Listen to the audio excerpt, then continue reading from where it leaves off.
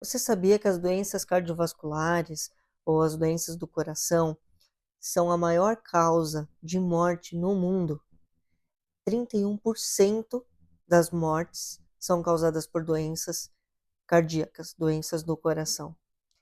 E esse índice é um índice bem alto, né? Quando a gente pensa numa população mundial, a gente está falando de 17 milhões de pessoas.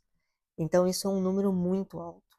E isso chama bastante atenção, porque não é de hoje que as doenças cardíacas estão sempre na frente no processo de doenças que mais causam mortes no mundo. Mais ou menos na década de 50, 1950, teve uma imigração da Europa para os Estados Unidos e existiam umas cidades próximas da Pensilvânia e era muito comum a morte por doenças cardíacas. Homens com 40, 50 anos tinham um índice altíssimo de infartos. E aí um médico quis pesquisar isso e entender, porque ele estava numa cidade que chamava Roseto, foi fundada por italianos, então tinha um nome italiano, e ele queria entender o que acontecia nessa cidade que fazia com que tivesse metade do número de mortes por infarto comparado com cidades próximas, e tinham mais duas cidades que eram de característica europeia, de migrações europeias, que uma era alemã e a outra era inglesa. E aí ele queria entender isso. O que tinha naquela cidade de diferente que os índices de doenças, né, de mortes por infarto em homens, era metade do número desses outros lugares. E aí, estudando os hábitos, estilo de vida, fumavam, comiam gordura, comiam alimentos que não justificavam eles não terem algum problema cardíaco. Mas ele começou a constatar que nessa comunidade todos sempre almoçavam juntos, então as famílias moravam juntos, os vizinhos, e eles sempre no almoço, no jantar, eles paravam. Tinha um processo ali de comunidade, de estarem felizes juntos, se reunindo. Então, tinha uma interação social muito poderosa. E aí foi constatado que isso traz grandes impactos positivos na nossa vida, quando a gente tem bons relacionamentos.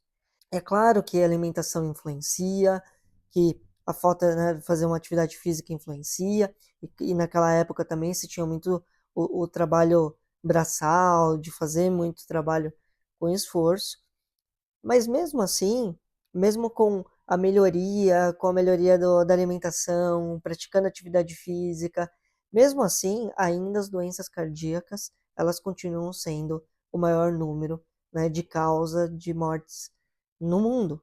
Então, como a gente entende isso? E aí eu quero trazer uma perspectiva para vocês, que constatou-se nesse estudo e em outros estudos que são feitos que as relações são muito importantes na nossa vida. Então nós como seres humanos precisamos nos relacionar, é muito importante, é saudável. E quando a gente nasce, talvez esse seja o maior anseio do ser humano, que é pertencer. Então o pertencimento, o senso de pertencimento, ele é muito forte na gente. E a gente quer pertencer aonde a gente está, nos grupos que a gente convive. Então, primeiramente na família, depois a gente quer pertencer nos grupos de amigos, a gente começa no grupo de trabalho, onde a gente vai interagindo, a gente tem uma necessidade de pertencimento, de nos sentirmos incluídos, né, inclusos naquele sistema. Então, a gente tem isso é inato nosso, né, de seres humanos, e isso é extremamente necessário e benéfico. Então, quando a gente começa a se sentir excluídos, começa a sentir que a gente está sendo marginalizado, né, estamos ficando de escanteio, isso é muito comum na escola, né, então a gente tem essa experiência de vivenciar a escola, e quando a gente está lá naqueles grupos, a gente vai tendo as afinidades, mas muitas vezes a gente fica como os excluídos, né, porque os grupos vão se formando e às vezes a gente não consegue interagir e se encaixar adequadamente, a gente se sente um pouco excluído, aí a gente quer trocar de escola, ou a gente troca de turma, e isso é uma coisa inerente no processo, a gente percebe isso, e a gente já vivenciou isso ao longo da vida, então a gente sabe que isso é uma coisa inerente, essa necessidade de pertencimento, e as exclusões e as inclusões vão acontecendo. E claro que tem a ver com afinidade, mas tem uma questão aí relacional. Então, é uma necessidade nossa, é um processo relacional, porque é através da relação que a gente vai conseguindo se incluir nos sistemas, nos grupos. E tem uma questão que a gente não observa, porque ela fica escondida e muitas vezes a gente nem sabe disso, mas que é o que está oculto, o que está lá no nosso inconsciente. E as memórias inconscientes, o nosso sistema de crenças, que é o sistema de memórias, determina o nosso corpo físico, as nossas atitudes, a nossa postura. E nós temos nesse sistema de memórias, de 90 a 95% das memórias inconscientes, e as memórias elas são peptídeos ou neuropeptídeos, que vão se ligar nos receptores de memórias que nós temos na membrana celular. Praticamente todas as nossas células do corpo têm receptores de memória. E esses neuropeptídeos vão se ligando conforme a gente vai produzindo. Então, tem várias áreas do nosso corpo que produzem neuropeptídeos para formar memória, como a amígdala do cérebro, o hipocampo, o córtex pré-frontal, o sistema endócrino, o sistema nervoso, e esses são comunicadores do nosso corpo. Mas a questão da memória é quando a gente tem uma emoção associada a ela. Emoções que trazem uma sensação estranha, uma sensação incômoda, como raiva, medo, tristeza, insegurança, dentre outras, elas causam na célula a reação de proteção. É a linguagem das células. E tem vários estudos que já demonstram que o nosso DNA, eles respondem diretamente às emoções. Então as células vão responder às nossas emoções. E quando essas emoções estão associadas às memórias, e elas são entendidas como incômodas, como algo que, eu vou colocar essa palavra, que é ruim, o que ela faz? Ela entra em reação de proteção, ela entende como um ataque e tem que se proteger. E essa somatória de memórias que a gente vai acumulando ao longo da vida, com emoções ruins, vão causando várias adaptações. E dentre essas adaptações, é muito comum a gente desenvolver problemas de se relacionar. Por quê? Porque a gente fica reativo, a gente julga muito, a gente às vezes não consegue lidar com as situações que a gente está vendo, e isso está lá no nosso sistema inconsciente, a gente não sabe. Então ele está atuante lá, o nosso comportamento está sendo moldado por esse sistema inconsciente, e a gente não está percebendo isso. E como que a gente faz então? Então a gente precisa explorar esse inconsciente. A gente precisa se utilizar de técnicas que nos ajudam a explorar esse inconsciente e desbloquear essas memórias. O que é desbloquear a memória? É ressignificar. É quando a gente muda a emoção associada àquele neuropeptídeo, aquele peptídeo, né? Ela muda, ela sai. Então ela se neutraliza. A partir do momento que ela se torna neutra, ela deixa de exercer um impacto na célula que vai causar ameaça. E aí a célula passa a funcionar normal.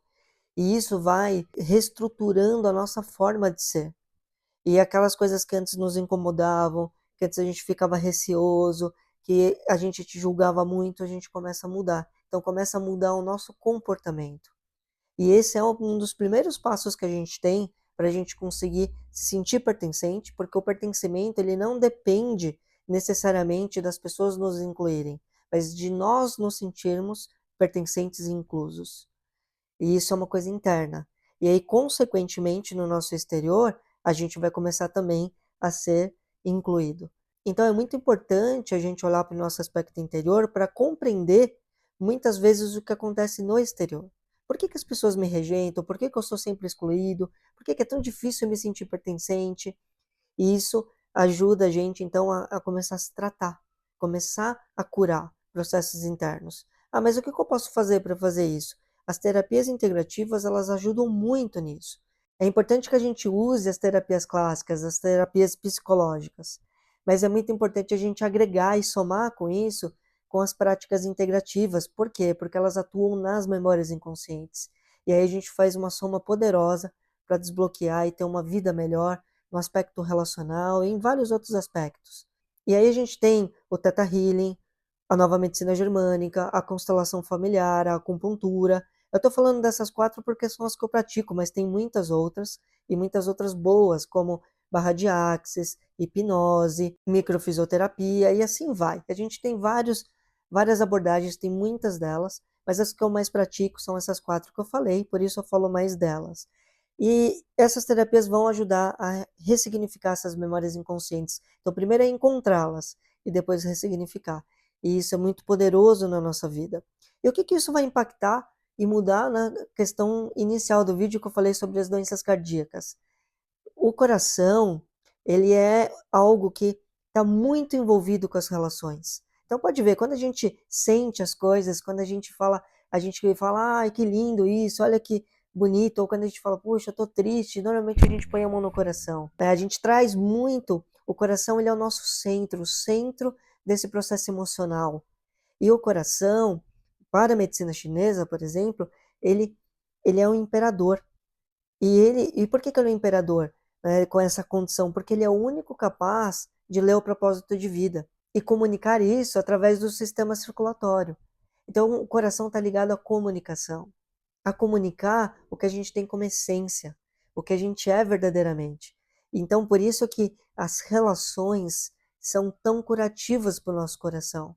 Então, se você tem aí alguma questão cardíaca, comece a olhar para as suas relações. Comece a olhar como você se sente em relação às pessoas e a questão do pertencimento, porque isso está diretamente ligado, tá bom? Então é isso, até mais.